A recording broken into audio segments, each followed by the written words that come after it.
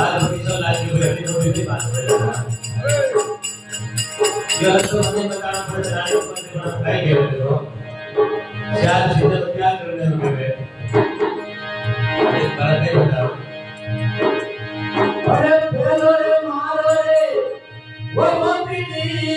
करो रे तुझो अंजना रे बोलो रे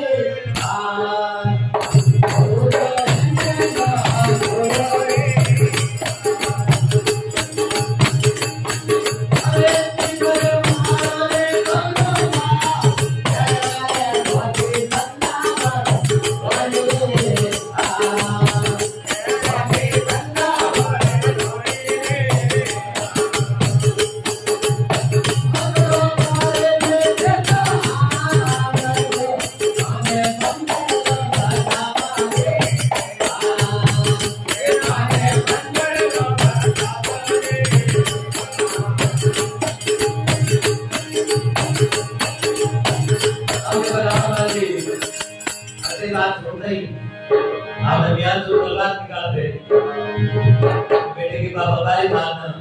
देर गई है रावण जी की सदा है सुनो इसके गुजरात में रावण जी क्या नहीं मारना है हम तो क्या करना है अल्लाह को भी नहीं बेटे रावण जी पति में लात करने और से भी गुरु से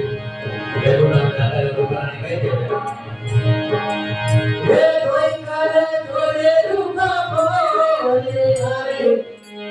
ये मारो